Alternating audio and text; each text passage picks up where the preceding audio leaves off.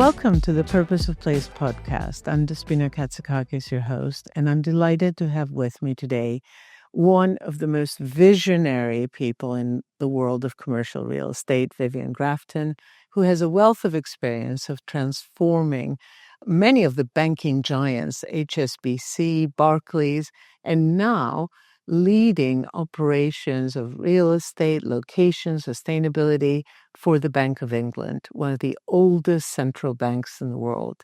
Vivienne, welcome to the podcast. Thank you, Despina. It's great to be here. So the Bank of England is such an iconic location for London. It is a place that all tourists want to come and see. It's a very symbolic place for the city, but it's also a workplace. And I think it'd be really interesting for our listeners to hear how you see reconciling all of those different identities that the building has. Well, Despina, I think one of the things that really attracted me to joining the bank, right, having worked, as you say, with the HSBCs and the Barclays in the financial services private sector, was what did it feel like to operate on the real estate side in the public sector? And the bank seemed the perfect place, right? I mean, as you say, it's a 300-year-old institution. The building itself is, it is truly amazing. I mean, the first moment I walked through the doors, I was really sort of just taken aback at the sheer beauty of the space. Now, some of that is covered up. As you might imagine, with the onset of raised access floors and suspended ceilings and, the modern workplace. But one of the things, and one of the reasons I wanted to join was, could I drive the same sort of appetite for change in that 300-year-old institution as perhaps I've been able to do a little with the Barclays and HSBCs? Now, public sector, much different in terms of the spend profile. It's all about value for money. Yeah. And while it's an amazing building, it does have a challenge around obsolescence. Grade 1 listed, how do you bring that to a point where it's really responding from an adaptability and flexibility for space? How do you make it more porous, given the security environment that we sit within? And how do you really create something that really further supports the culture that the bank has? I mean, we have stability, as you say. We have this sense of importance around what we deliver for the country, that stability point and how we drive the economy going forward, I think is super important. And that sort of legacy pervades the space. But how do you bring that forward and make it in touch with the changing world, which is one of the mission statements of the bank, human and humble, and create something that's a truly inspiring workplace for colleagues and indeed visitors to the bank? It's very interesting because you talk about resilience, right? And the bank, of course, the building and the Bank of England, both the institution and the building, have been resilient for hundreds of years. Yes. And in essence, you're sort of looking at how you maintain that resilience and move it forward for the next generation of workforce and work processes that will be taking place. Absolutely. And how do you also honour the amazing legacy that, when Sir John Soames put that building together, as it were, how do you bring that to life? I mean, it is a very important building. I mean, it's part of the critical national infrastructure. And, I'm sure I'm not giving any secrets away here, but, it's very important from a cold storage perspective, right? In terms of what's in that building. So enabling colleagues within that infrastructure, whether it's through, bringing together the technology, the people, and the real estate element, to bring that alive and to create something that has a really compelling proposition for employees, I think is a thing that's really excited me on joining. So, Vivienne, of course, the role and purpose of the office has been changing dramatically the last few years. How have you seen that transformation affect the ways of working and the relationship between the workforce and the building in the Bank of England? I mean, clearly, I haven't been with the bank very long, but, COVID obviously changed things dramatically, as we know. And I think what it really did was move us forward in terms of ways of working. Probably, I don't know, I talk about in terms of maybe we leapfrogged 5 years. We've been talking about flexibility, agility, and choice for many years, but it was proving very difficult to do in some of the corporate environments. I think for the bank, we are still in a position of sort of rows of desks. We have a lot of highly skilled individuals within the bank who like quiet working. And one of the challenges, I think, is to sort of talk about how do you get people back into the office now, given a lot of it is individual work. Because people can obviously raise the point of view that actually I can do that at home. But as we know, the purpose of the office really is that collaboration, it's that sparking of ideas. Yeah. And it's important in terms of driving a sense of community and culture. And for me, that's the main thing, right? The building is a real representation of the bank's culture. I think the challenge for me in the new role is how do I, really bring that to life and how do we enhance that? Because, even if we think about potentially refurbishing spaces, I think we know that great design, fantastic, but now it's about the experience that sits over that, that holistic proposition that you need to be able to provide for colleagues that provides that compelling reason to come back in and reaffirms the need and the purpose for the physical office. So using the design, but also layering the curation and activation of the space is the real driver for. Yeah, and I think that really helps as well as an employer. Try to differentiate your value proposition from others. And for me, it's very important that feels special when you're working for an organisation such as the Bank of England, that we really are taking care of colleagues, right? Whether it's well-being, whether it's the connectivity that we give them. Everybody talks about frictionless and seamless environments. Yeah. Now, we do have some way to go in terms of how we're doing that within the bank. But certainly from my time at other organisations, the view was you should have everything on the handheld. Yeah. Whether or not it's booking the desk, whether it's sorting the technology for the day in terms of AV equipment or whatever it may be, whether it's connecting to colleagues who might be in the office and you haven't seen for a while and you want to get together with, whether indeed it's actually speaking to your personal trainer in the gym and connecting that to the chef in the restaurant facility to talk about what you should be eating that day. I mean, that was always an aspiration that we had. Could you really make it a personalised experience? Long way to go with the bank, but for me, this is what's going to make that sense of placemaking come alive. And I think it's very, very important for the bank. So that frictionless experience really brings together that sense that the workplace is anywhere you are and is supporting you anywhere you want to work. And the building becomes that catalyst for bringing people together, that real destination. And of course, you have a destination building by default because of its great design and symbolism. So almost building up that aspect of event and experience becomes even more important, but at the same time, the building facilitates you in doing it. Yeah, and look, I think in the past we've talked about, the physical office, we've talked about home as an office extension, and we've talked about a third space and how that ecosystem comes together to create a really sort of live embodiment of how you get work done. And I suppose that's the secret going forward. How do you really start to understand where work gets done within these buildings and how you can enable people to be more productive when they're on site? Yeah. Now, one of the things that sits under your remit at the bank is sustainability. And of course, sustainability is a critical priority for many of our clients. How do you approach this, particularly in such a complicated building as the Bank of England? Well, I mean, we have a location strategy that we're developing at the moment. So one of the opportunities that we have to bring our strategy to life is in our search for a site in Leeds. So we've already got temporary space, which we've extended, Mm-hmm. but we are looking at a future home for the bank in Leeds. And that gives us an opportunity to really try and ensure that the choices that we make are sustainable for the future. Mm-hmm. A little more difficult within the main building, given it's a grade 1 listed, as I said, beautiful space.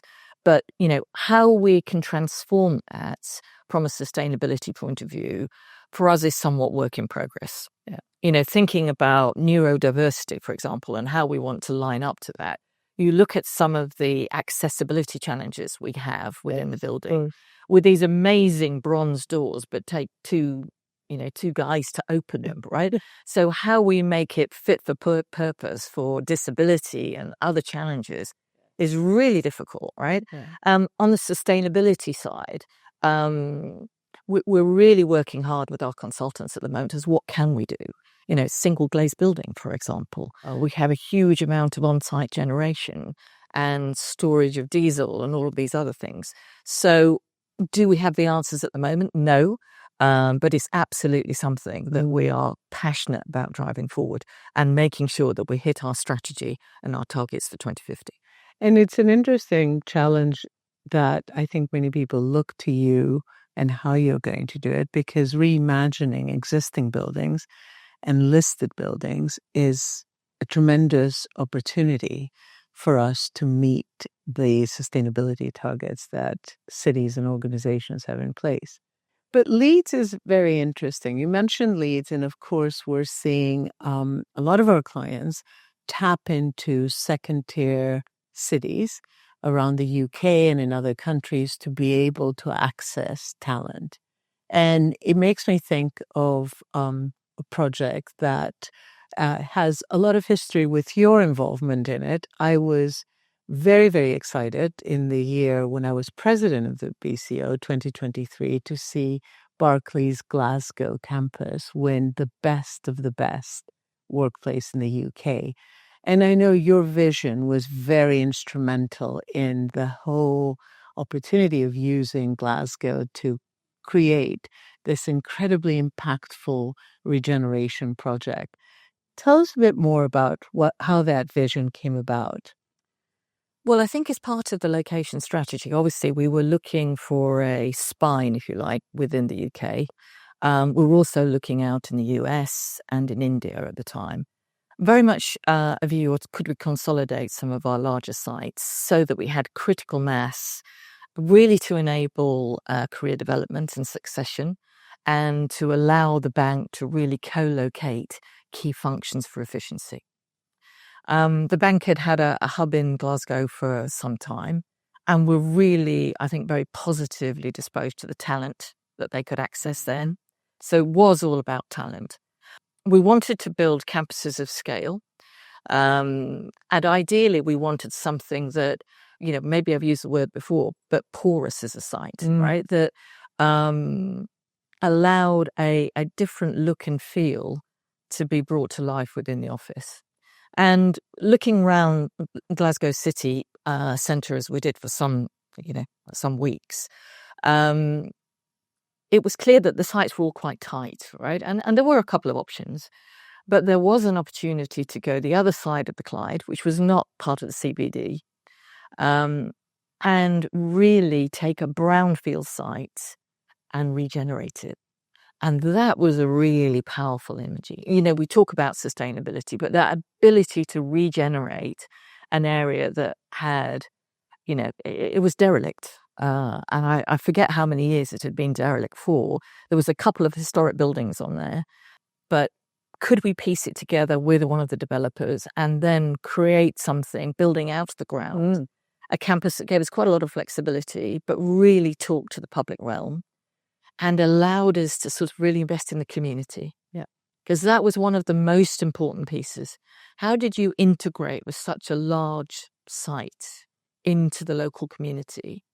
And we worked very closely with Scottish Enterprises and the local council to see how we could create something that did have a real excitement around the public realm, how that came in, and how we could bring to life, a workplace that was really embracing all of the community elements. So, thinking about architects, we had fabulous signature architects, which were Gensler at the time. But we wanted to also lock into local talent. So we used a series of local architects as well to bring different areas to life. And then from there, we started to think about what are the amenities, what's the experience we want to create. Wellness was very, very key. And we were locking into local artisans and suppliers to sort of say, look, there's a very old bike shop in Glasgow. And we had a chat to them saying, look, why don't you come and do an outpost actually in the building? And we had something called the street. That's a bit of an old phrase, I know, but we wanted to populate that street with local businesses and amenities. And I think that really enabled us to connect with community. We'd had the opportunity to go over to San Francisco, and I was really taken with a coffee shop we went to where there was a bakery and a pottery and all of these things as a patchwork of the local talent that was bringing the workplace to life almost. And so we actually found a group of refugee women who didn't speak very good English but were fantastic bakers. And they came and ran the bakery. And all of these things together, I think, allowed us to create something that wasn't just about a fantastic interior, because it was an amazing interior. And each building talked about either the local landscape or the local industry. Well, there's a lot about making. Local. Yeah, it's all about makers and absolutely. And what I find fascinating about that project, and I think it's fair to say that the judges unanimously were absolutely inspired by the project, is that it actually taps into so many of the things that post-pandemic we see as being critical to create an environment that will be enticing enough to have people come to the office and inspiring enough to keep them coming back. And of course, you created that in Glasgow. You engaged the community, you delivered the ESG targets, you tapped into the talent, but it has that sense of humanity. Yes. So that whole piece about needing to come to the office to be with people and to feel connected to the place, which we've now seen is, of course, an underlying driver of what makes offices successful. Yeah. For us, it was about placemaking. Yeah, there's no doubt about it. How we interacted with the public realm. Bringing some of the historic buildings back to life. Using some of the spaces for our startups and our fintech hubs. Bringing the life into the space. It was really important, and I think that's been part of the reason it's been so successful. Yeah.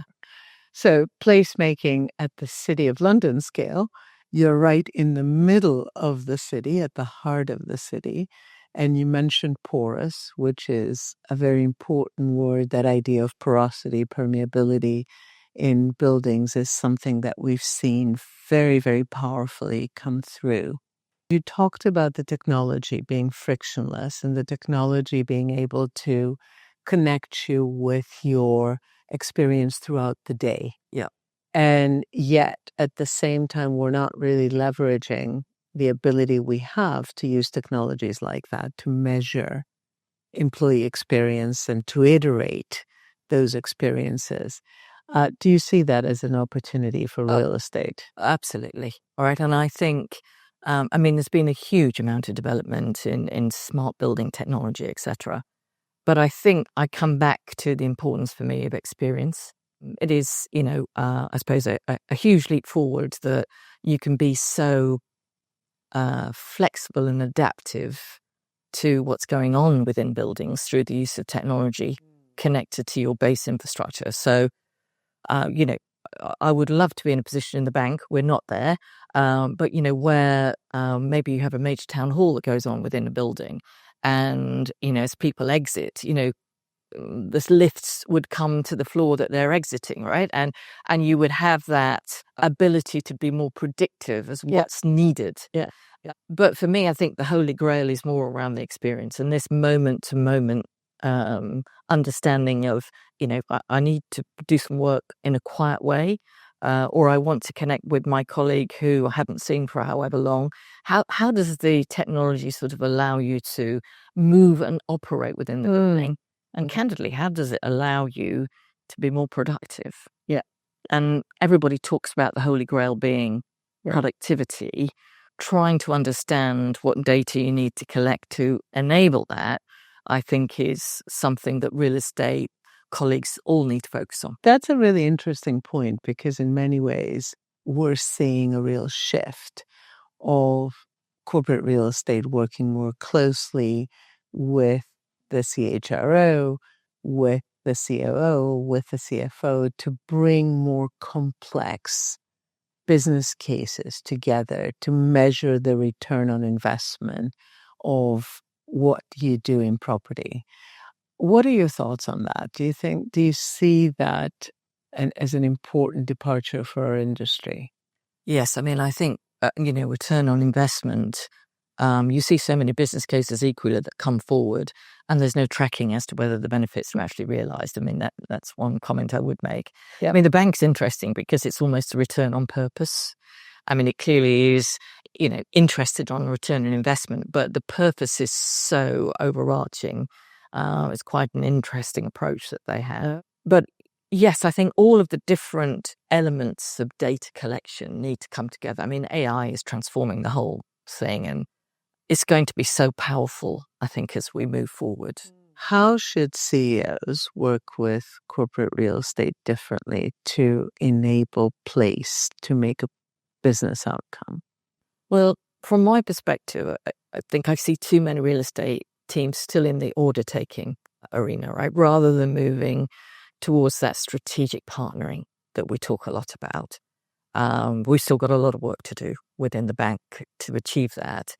But I think it's using those relationships to really land the message of how important real estate is in effectively bringing to life the culture and the transformational change that CEOs want to achieve. And I think sometimes that is missing.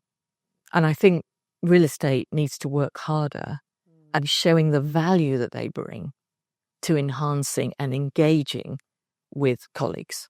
And that value proposition is super important. It's a fantastically important point, and it's something you and I have talked about for many years, about how physical place embodies culture and engenders behaviors. And very few organizations actively manage that relationship. But I agree with you, that is a tremendous opportunity, particularly in today's world of, the place needing to stand up and really make an impact. And it has to come from the top. Yes. Right? In many ways. So having that ability to influence and make sure that consistency of message and that passion comes out around what can be achieved and what the purpose of the real estate is in this very quickly moving world, I think is important. So if you overlay the technology discussion we just had with that, you begin to then look at the opportunity to use design in place to drive and embody culture, and at the same time track in real time the impact that it's having on people being able to do their best work and have the best experience at work. What are you doing in your journey with the bank to look at different metrics to create different experiences moving forward? So what we're trying to do is to adapt activity to space, right? What we want to be able to track is people's emotional connection to the space and that get under the skin of the sentiment and that personal connection that people have to space. And candidly, from my perspective, we're just getting started. That was really fascinating, Vivienne. And given your extensive experience in this industry, what would be some closing thoughts for corporate real estate executives, that things they can do to make an impact? I think the first thing I'd say is build the excitement around the power of real estate. with your executive teams and really work on what is the value add, right? The old metrics don't really capture colleague sentiment and emotion. And I think definitely there is a real need to sort of build a set of metrics that tries to encompass that and capture that, because that is so powerful for the business. But at the same time, you have to deliver to the business's objectives. And sometimes real estate functions, I think, can get a little disconnected from the business. You know, I reiterate, from order taker to strategic business partner. We're talking about running real estate as a business. I mean, most of us have a P&L, and we should be held accountable for that. To be able to do that, we need to be really connected with the business and delivering what it is they need to be successful. And I think sometimes we do get disconnected. We think we know what we're doing from a real estate perspective, but potentially it's not what the business needs. Yeah. So driving that connectivity with the business, I think, is really important. Driving the connectivity with people, with technology, creating that sort of holistic response to the customer internally, I think for me is what will enable corporate real estate teams to be successful in the future. So much more complex and integrated role and skill sets required to deliver that. And more leadership needed. Yes. You know, you see many people focused less on the SME knowledge now and more on the leadership qualities that sit within those teams. Yes. For me, it's a blend of the two. And I think it's very important to make sure you have the right balance there. It's a real moment of renaissance in the real estate industry. Well, how wonderful to discuss this with you. Thank you so much for joining us, Vivienne. Thank you, Despina.